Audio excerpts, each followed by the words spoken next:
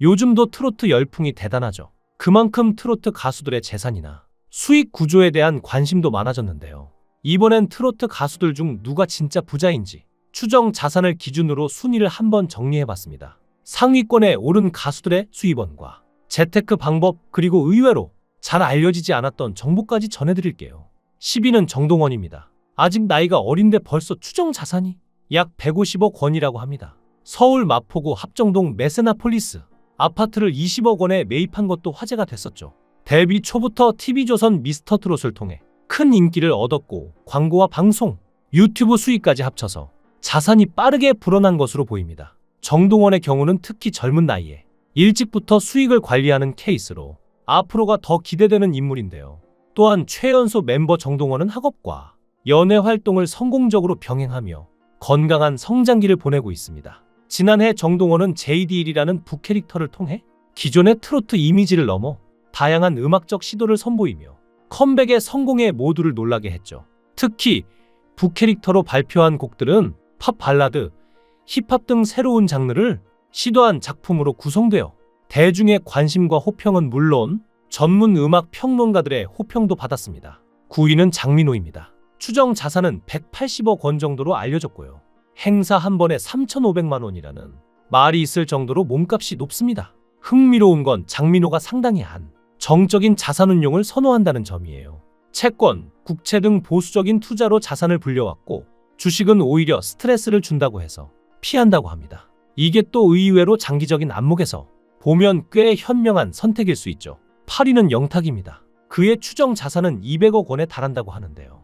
내가 왜 거기서 나와 같은 히트곡에 저작권 수익도 상당하고 행사 출연료만 해도 회당 3,800만 원, 광고 수입은 연 15억 원 가까이 되는 것으로 추정됩니다. 직접 작사, 작곡까지 하니 저작권료 수익도 크고요. 다방면에서 활발하게 활동한 결과 수익 구조가 탄탄하게 짜인 대표적인 케이스입니다. 영탁은 지난해 발매한 새 미니 앨범은 정통 트로트의 현대적 감각을 더하며 큰 사랑을 받았고 초동 앨범 판매량으로만 약 53만 장을 돌파하며 3연속 하프 밀리언셀러 기록으로 건재한 인기를 입증해싸기도 했습니다.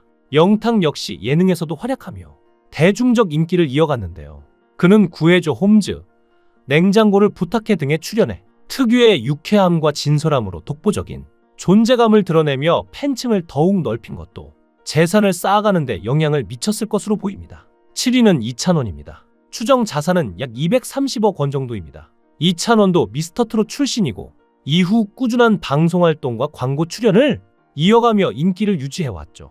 행사 출연료는 평균 3천만 원 선이고 지난해 9월에만 25개의 행사를 소화해서 약 7억 원의 수익을 올렸다고 합니다. 광고 출연료도 한 건당 3억에서 10억 원까지로 알려졌고 방송, 콘서트, 저작권 등 복합적인 수익 구조를 갖고 있는 만큼 엄청나죠. 이찬원은 예능에서도 활약이 대단했는데 작년인 2024 KBS 연예대상에서 올해의 예능인상과 대상을 수상하며 엄청난 활약을 펼치고 있습니다. 이찬원은 어렸을 때부터 방송과 예능이 정말 좋았다며 앞으로도 방송인의 길을 계속 걸어가겠다는 의지를 말했고 여전히 활발히 활동 중이죠. 6위는 송가인입니다. 추정 자산은 약 250억 원으로 평가되고 있습니다. 한때 방송에서 50억은 못 벌고 한 40억은 벌었다고 본인이 언급했지만 그 이후 수입이 꾸준히 늘어나 현재는 그 이상이라는 분석입니다. 행사 출연료도 트로트 여가수 중에서는 최상위권이고 방송, 광고, 기부 활동도 활발합니다. 대중적인 인기뿐 아니라 이미지도 좋아서 브랜드 가치를 높이는 데 유리하기 때문에 여러 브랜드의 모델로 활약하고 있죠. 내일은 미스트롯에서 우승하며 스타 가수의 반열에 오른 송가인은 혜성처럼 등장한 만큼 무명 없이 승승장구했다고 생각할 수 있지만 사실 송가인은 오랜 무명 생활을 거쳐 지금의 자리에 올라온 케이스인데요.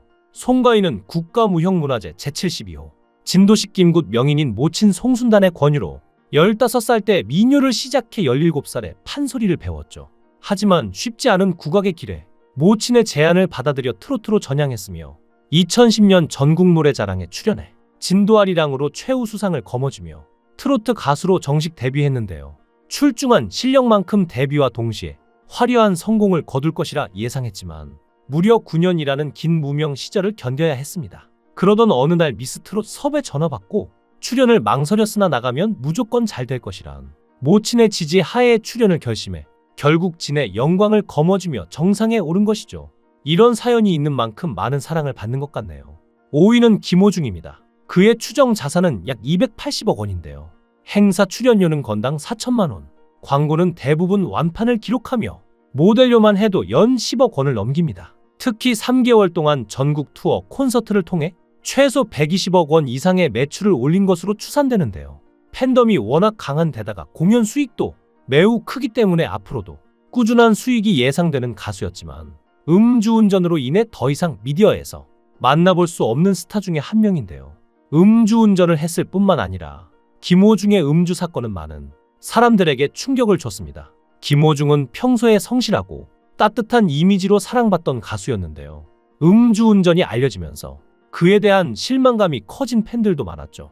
결국 재판에 넘겨진 김호중은 1심에서 징역 2년 6개월이라는 큰 실형을 선고받았습니다.